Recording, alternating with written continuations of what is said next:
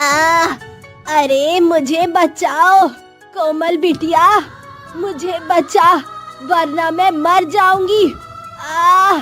रस्सी पर लटकी बूढ़ी हिमानी काफी जोर जोर से चिल्ला रही थी।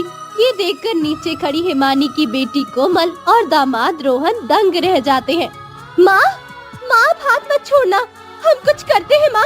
रोहन जी कुछ कीजिए ना, वरना माँ नीचे गिर जाएगी। क्या करूं, समझ में नहीं आ रहा है। तभी हिमानी की आवाज सुनकर हिमानी का पति दर्पण और उसका बेटा अजय अपने घर से बाहर आते हैं। अरे बाप रे हिमानी, ये कैसे हो गया? माँ, आप वहाँ कैसे लटक गई और ये रस्सी किसने बांधा? हम सब इस बारे में बाद में बात करेंगे, पहले माँ जी को बचाते हैं। अब सब काफी शोर मचा रहे थे। रात का समय था, तभी सामने वाले घर से रोहन के माता पिता अनुज, मीनाक्षी और रोहन की बहन अनीता, ये तीनों भी बाहर आते हैं और सब हिमानी को रस्सी पर लटकते हुए देखकर हैरान हो जाते हैं। अजय भाई, आप अपने घर की छत पर जाकर रस्सी खोलिए, मैं अपने घर की छत से रस्सी खोलता हूँ। दोनों आमने सामने अपने अपने घरों में चले जाते हैं। रोहन और अजय का घर आमने सामने था और बीच में लंबी सी सड़क थी। पर मेरी ये समझ में नहीं आ रहा कि समधन जी ऐसे रस्सी पर लटके ही क्यों? आखिर क्या वजह आ गई कि ये रस्सी पर लटक गए? माँ जी, वो माँ ने मेरे लिए लड्डू बनाए थे। वो छत से मुझे लड्डू दे रही थी, पर लड्डू मेरे पास आ नहीं रहे थे। इसलिए माँ रस्सी से लटक कर मेरे पास आ रही थी। अरे मुझे बचाओ, मेरा हाथ छूट रहा है। तभी अजय रोहन अपने अपने घर की छत पर वो रस्सी खोल देते हैं जिस पर हिमानी लटकी हुई थी। दोनों अपने अपने घरों की छत पर रस्सी पकड़कर खड़े थे। रोहन भाई, अब धीरे धीरे रस्सी को छोड़ते जाइए। रोहन अजय धीरे धीरे रस्सी को छोड़ते जाते हैं। तभी अचानक अजय के गाल पर एक मच्छर काट लेता है। तभी अजय गाल की खुजाने के चक्कर में अपने हाथ से वो रस्सी छोड़ देता है जिस पर हिमानी लटकी हुई थी। तभी हिमानी रस्सी के साथ तेजी से नीचे गिरने लगती है और उसके झटके से रोहन भी रस्सी पकड़कर छत से नीचे हिमानी के साथ गिरने लगता है। रोहन जी, सब दोनों को नीचे गिरते देखकर चिल्लाने लगते हैं। अब क्या इतनी ऊंचाई से गिरने के बाद हिमानी रोहन बच पाएंगे या उनकी हड्डियां फसलियां टूट जाएगी? अब ये जानेंगे हम बाद में। पहले हम चलते हैं हिमानी के बीते जीवन में कि आखिर उसके जीवन में ये समस्या आई क्यों और क्यों उसकी बेटी के ससुराल और उसके घर के बीच ये रस्सी बांधी गई। कोमल अपने माता पिता और भाई के साथ उड़ानपुर शहर में अपने बड़े से घर में रहती है। एक शाम कोमल अपने घर की छत पर खड़ी थी और सामने वाली छत पर गोरा खूबसूरत लड़का रोहन खड़ा था। रोहन जी, आखिर कब तक हम ऐसे ही छुप छुप कर मिलते रहेंगे? हम शादी कब करेंगे? एक काम करते हैं, आज नीचे जाकर हम अपने अपने घर वालों को अपने प्यार के बारे में बता ही देते हैं। रोहन और कोमल एक दूसरे से प्यार करते हैं और दोनों का घर एक दूसरे के घर के आमने सामने ही था। दोनों रोज ऐसे ही घर की छत पर एक दूसरे से मिलते थे। तभी दोनों नीचे आते हैं और अपने अपने परिवार वालों को अपने प्यार के बारे में बताते हैं। अपने पड़ोस वाला रोहन, तुझे ये प्यार मोहब्बत करने के लिए किसने कहा था कोमल? माँ, मैं रोहन जी से प्यार करती हूँ और उन्हीं से शादी करना चाहती हूँ। तभी कोमल के लाख मिन्नतें करने के बाद उसके परिवार वाले रोहन को कोमल की शादी के लिए राजी हो जाते हैं और इधर रोहन भी अपने परिवार वालों को मना लेता है। जिसके बाद कुछ ही दिनों में रोहन कोमल की शादी बड़ी धूमधाम से हो जाती है। शादी की पहली रात कोमल अपने ससुराल में थी। उसके सामने उसके सास अनुज, मीनाक्षी, नंद, अनीता ये सब खड़े थे।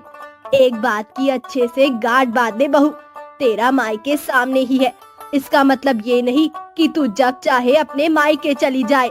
तू केवल हमारी अनुमति मिलने पर ही अपने मायके जाएगी। ये बात की गांठ बांध ले बहू। जी माँ जी। थोड़े समय बाद सब अपने अपने कमरों में चले जाते हैं। रोहन कोमल ऊपर वाले कमरे में थे। तभी हिमानी अपने घर की छत पर आती है। सामने ही रोहन के घर की छत पर कोमल का कमरा था। कोमल बेटा, कोमल। हिमानी कोमल को आवाज लगाती है पर कोमल को हिमानी की आवाज सुनाई नहीं दे रही थी। क्या करूं, कैसे दूं? अब ये असली घी की मिठाई कोमल को। तभी हिमानी एक पत्थर रोहन के कमरे की खिड़की पर मारती है तो वो पत्थर कमरे के अंदर आता है। अरे ये पत्थर कौन मार रहा है? रोहन कोमल कमरे से बाहर छत पर आते हैं तो सामने वाले कोमल के घर की छत पर कोमल की माँ हिमानी खड़ी थी। माँ, आप? क्या हुआ? बेटा, मैं कब से तुझे आवाज लगा रही थी। मैंने तेरे लिए असली घी की मिठाई बनाई है, ले खा ले। माँ, कल दे देती मुझे। बिटिया, मिठाई बासी हो जाएगी कल तक। माँ, इस समय मैं घर पर नहीं आ पाऊंगी। माँ जी ने मुझे बिना इजाजत अपने घर जाने से मना किया है। अच्छा, तो मैं यहाँ से ही मिठाई फेंकती हूँ, तू वहाँ पकड़ लेना।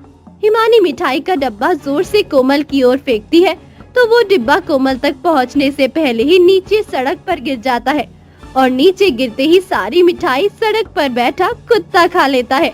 ओह, मिठाई तो कुत्ता खा गया। माँ, आपको और जोर से फेंकना चाहिए था। कोई नहीं माँ जी, हम किसी दिन घर आकर खा लेंगे मिठाई। अब सोते हैं, रात बहुत हो गई। तीनों अपने अपने कमरों में चले जाते हैं। अगले दिन सवेरे हिमानी कोमल को आवाज देकर घर की छत पर बुलाती है। बिटिया, तेरी बहुत याद आ रही है, तू आना थोड़े समय के लिए घर में। मैं नहीं आ सकती माँ, घर में बहुत काम है और माँ जी ने मुझे घर जाने से मना किया है अभी। बिटिया, मैंने तेरे लिए आलू के पराठे बनाए हैं, यहाँ से दूंगी तो मिठाई की तरह वो भी सड़क पर गिर जाएंगे।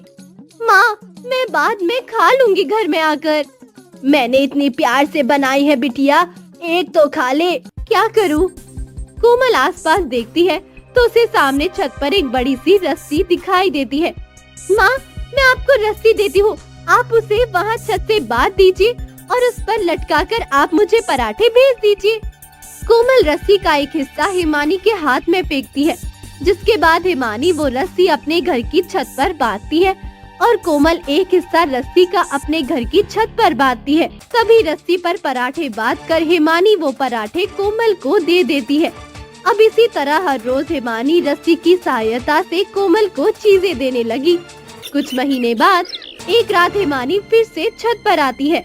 बिटिया, मैंने तेरे लिए लड्डू बनाए हैं, इसे खा लेना। हिमानी लड्डू से भरा डिब्बा रस्सी से बांधकर उसे कोमल की तरफ धकेलती है, पर वो डिब्बा बीच में ही जाकर रुक जाता है। अरे अरे, डिब्बा तो अटक गया। हिमानी रस्सी को बार बार हिलाती है ताकि वो डिब्बा कोमल की ओर चला जाए, पर वो डिब्बा अपनी जगह से हिल भी नहीं रहा था। ये डिब्बा तो आगे ही नहीं बढ़ रहा। छोड़िए ना माँ, जाने दीजिए। रुक, मैं अभी कुछ करती हूँ। तभी हिमानी उस रस्सी पर लटक जाती है और धीरे धीरे रस्सी पर लटकते हुए उस डिब्बे की ओर बढ़ने लगती है। अरे अरे माँ, क्या कर रही हो आप गिर जाओगी। हिमानी धीरे धीरे करके उस डिब्बे के पास आ जाती है। अब जैसे ही एक हाथ से वो डिब्बे को पकड़ने लगती है, तभी वो डिब्बा रस्सी से छूटकर नीचे गिर जाता है और हिमानी रस्सी पर लटक जाती है। बचाओ! तभी जैसे तैसे सब वहाँ आ जाते हैं। अब अजय रोहन मिलकर हिमानी को बचाने लगते हैं, तो अजय के हाथ से रस्सी छूटने पर रोहन और हिमानी छत से नीचे गिर जाते हैं और दोनों बुरी तरह से घायल हो जाते हैं। तभी सब उन्हें हॉस्पिटल लेकर आते हैं, तो हिमानी की कमर की हड्डी टूट चुकी थी और रोहन का एक पैर। अरे, क्या जरूरत थी आपको समधन जी छत पर रस्सी से लटकने की? अगर लड्डू ही देने थे आपको आपकी बेटी को, तो हमारे घर आकर दे देते आप। आपकी वजह से मेरे बेटे का एक पैर टूट गया। मीनाक्षी, मुझे माफ कर दीजिए, मुझसे गलती हो गई। तभी हिमानी अपने घर चली जाती है और मीनाक्षी और सब अपने घर चले जाते हैं। माँ, इसमें गलती सासू माँ की नहीं है, इसमें आपकी गलती है। आपने ही कोमल को वार्निंग दे रखी थी ना कि अपने मायके मत जाना। बस उसी डर से वो अपने मायके नहीं जा रही थी और सासू माँ को इस तरीके से अपनी बेटी को चीजें देना पड़ रहा था। मीनाक्षी, बहू का मायका सामने ही तो है, 2 मिनट से भी कम समय लगता है वहाँ जाने के लिए। बहू को जाने दिया करो उसके मायके। ठीक है बहू, अब तेरा जब भी मन कहे तो अपने मायके चली जाना। और हाँ, तेरी माँ से कह देना कि वो आगे से ऐसी उल्टी सीधी हरकतें ना करे। उसके बाद कोमल हर समय अपने मायके आने लगी थी और अपनी माँ अपने मायके वालों के हाल चाल पूछकर तुरंत ही अपने ससुराल जाने लगी। जिसके बाद ना अभिमानी को घर की छत पर आना पड़ रहा था, ना अब कोई हादसा हो रहा था और सब खुशी खुशी अपना जीवन जीने लगे थे। रीना की शादी को अभी 2 महीने हुए थे, लेकिन घर के काम को लेकर रीना अभी से काम चोरी करने लगी थी। उसे घर के काम करना बिल्कुल पसंद नहीं था और वो किसी न किसी बहाने से हर काम को टालती रहती। रीना बहू, मुझे लगता है हमें घर की सफाई कर लेनी चाहिए। शादी के बाद घर पर ठीक से सफाई हो ही नहीं पाई थी। हमें होली से पहले सफाई खत्म कर लेनी चाहिए। मुझे नहीं लगता मम्मी जी अभी सफाई की जरूरत है। वैसे अभी तो शादी हुई है, होली निकल जाने दीजिए, उसके बाद देखेंगे। लेकिन बेटा, त्योहार के पहले घर को साफ कर लेना ज्यादा अच्छा रहेगा। त्योहार के बाद सफाई करने का क्या मतलब?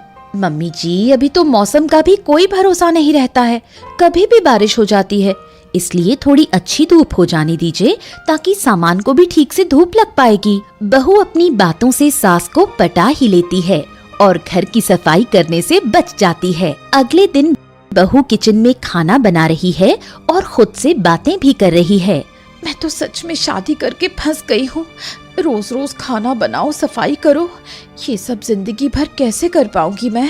बहू अपने आप में खोई होती है, तभी वहाँ उसकी सास आती है। रीना बहू, एक काम करते हैं, अब तो धूप भी अच्छी निकलने लगी है, हम दोनों मिलकर पापड़ बना लेते हैं। होली के पहले पापड़ बनाना जरूरी है। होली पर सब मेहमान आएंगे तो उनके सामने भी तो रखने पड़ेंगे। पापड़ का नाम सुनकर तो कामचोर रीना बहू के होश ही उड़ जाते हैं। क्या पापड़? हाँ बहू, पापड़। आलू के, मक्की के, साबूदाने के, ये सब पापड़ हर साल मैं घर पर ही बनाती हूँ और अब तो तुम भी आ गई हो। दोनों मिलकर खूब सारे बना लेंगे, साल भर तक काम आएंगे। लेकिन मम्मी जी, घर पर बनाने की क्या जरूरत है?